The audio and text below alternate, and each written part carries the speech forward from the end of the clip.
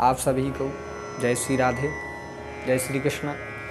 आप सबका मेरे YouTube चैनल में बहुत बहुत स्वागत है। आज का प्रसंग बड़ा ही सुंदर प्रसंग होने जा रहा है बंधुओं, क्योंकि आज हम जानेंगे कि किन 9 लोगों से विरोध नहीं करना चाहिए, भूल कर भी। इसी पर यह प्रसंग है रामचरितमानस के अरण्य कांड का, जब रावण मारीच के पास जाता है कि तुम्हें स्वर्ण मृग बनकर माँ सीता के समक्ष जाना है।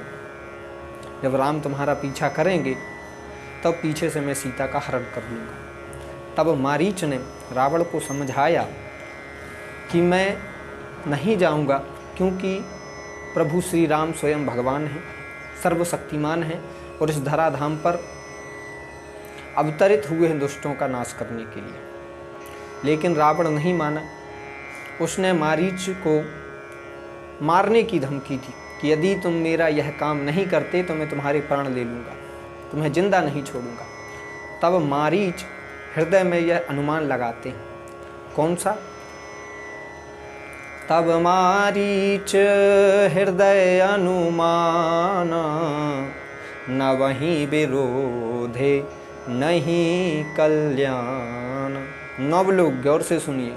शस्त्री मर्मी प्रभु सठ धनी, वैद बंदे कवि मानस भूनि भानस गुनी।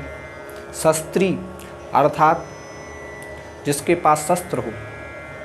यदि आपके पास कोई समक्ष किसी के पास शस्त्र हो, चाहे वह तलवार हो चाहे वह बंदूक हो, और आप उससे बैर करते हैं यानी उससे दुश्मनी करते हैं, तो वह एक समय भी नहीं लगाएगा कि कब वो शस्त्र चला दे, कब बंदूक चला दे, कब वह आप पर वार कर दे। तो यह अनुमान मारीच का है। तुलसी बाबा लिख रहे हैं कि प्रथम जो है कि शस्त्री जिसके पास शस्त्र हो, कुछ हथियार हो, उससे आपको बैर नहीं करना, उससे आपको दुश्मनी नहीं करनी। दूसरा है मर्मी। यह बहुत गौर करने वाली बात है। मर्मी का अर्थ होता है मर्म, जो हमारे मर्म जानता हो, जो हमारा मर्म जानता हो। कई लोग हमारे साथ रहते हैं 10 साल 15 साल 20 साल, वो हमारे पूरे मर्म को जान जाते हैं, अर्थात हमारे पूरे सीक्रेट को जान जाते हैं। जो हमारे अंदर जो मर्म है, सीक्रेट है, वो हम उसे बता देते हैं, तो वो पूरे हमारे मर्म को जान जाता है। यदि आप उससे बैर कर रहे हैं, मर्म जानने वाले से, तो आप संकट में पड़ सकते हैं। जिस प्रकार रावण ने बैर किया, किससे? विभीषण से। विभीषण के कारण ही रावण की मृत्यु हुई। क्यों?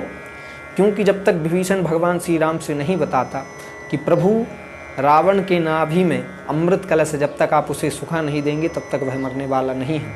जब विभीषण ने बताया तब रावण के प्राण गए। इसी प्रकार यदि आपका कोई मर्म जानने वाला हो, उससे कभी विरोध न कीजिए। सीक्रेट जानने वाला हो, उससे कभी दुश्मनी मत कीजिए।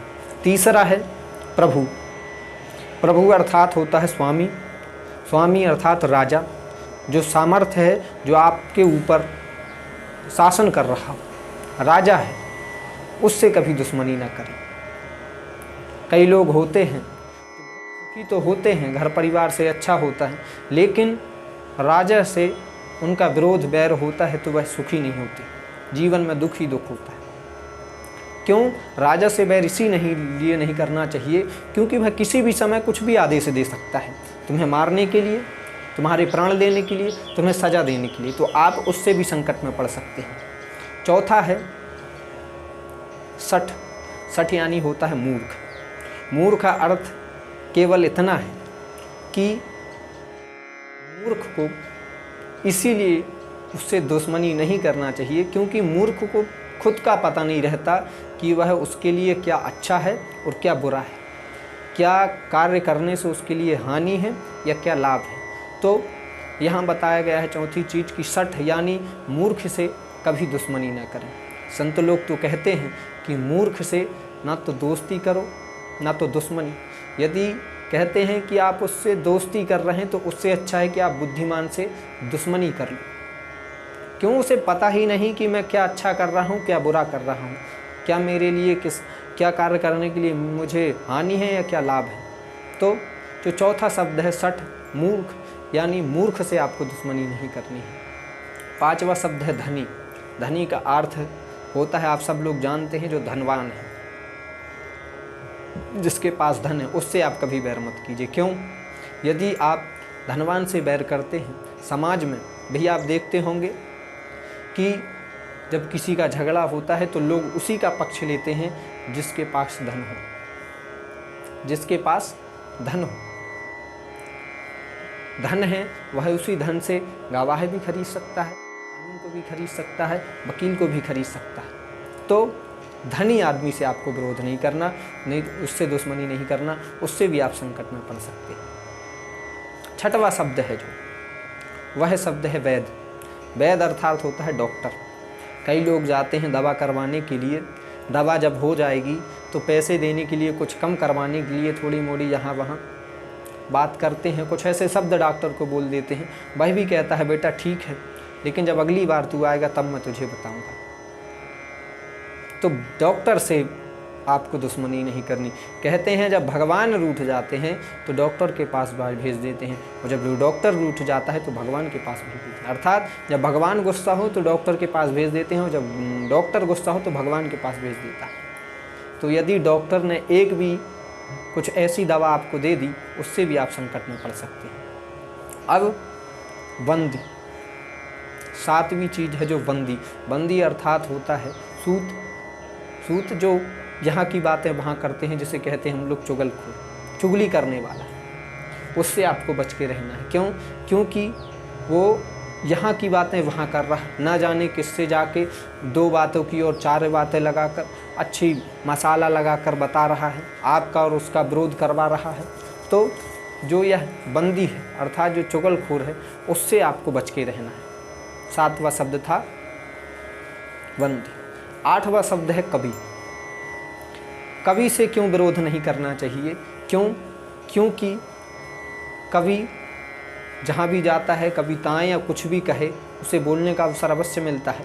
और कहीं ऐसा ना हो कि वो आपके विषय में कहीं अपकीर्ति फैलाता हो, मतलब आपका और उसका बैर है तो कहीं आपके विषय में गलत बता रहा हो, उससे भी आपको बच के रहना है। यदि आप उससे बैर करते हैं तो आप उससे भी संकट में पड़ सकते हैं, परेशानी में पड़ सकते हैं। तो उससे भी आपको बैर नहीं करना, दुश्मनी नहीं करना। अंतिम चीज़ है, अंतिम जो शब्द है वह शब्द है भानस गुनी। अर्थात भानस गुनी का अर्थ होता है रसोइया, भोजन बनाने वाला। तो ये शब्द बहुत बड़ा, आप सभी लोग समझिए कि इस शब्द में सभी के घर में ना तो या तो कोई बाहर से भोजन बनाने आता है, या घर की पत्नी कुछ भी वो बनाती है, जो भी हो, तो आपको उनसे विरोध नहीं करना। यदि आप उनसे विरोध करते हैं तो उससे भी आप संकट में पड़ सकते हैं। कैसे? पता नहीं, ना जाने वो आपके भोजन में क्या मिला दें जिससे आपको परेशानी हो, आपको संकट हो। तो ये जो 9 लोग हैं, इनसे आपको विरोध नहीं करना। यह मरीज का अनुमान है, हृदय में उसने अनुमान लगाया कि 9 लोगों से न वही विरोधे नहीं कल्याण, यानी 9 लोगों से विरोध करने में आपका कल्याण नहीं होगा, आप संकट में पड़ सकते हैं। बस आज के लिए इतना ही। आगे पुनः कुछ नए विचार, नए प्रसंग के साथ आपके समक्ष आऊँगा। तब तक के लिए राधे राधे। मेरा चैनल सब्सक्राइब करें, वीडियो को लाइक करें, ज़्यादा से ज़्यादा शेयर करें। धन्यवाद। जय श्री राधे।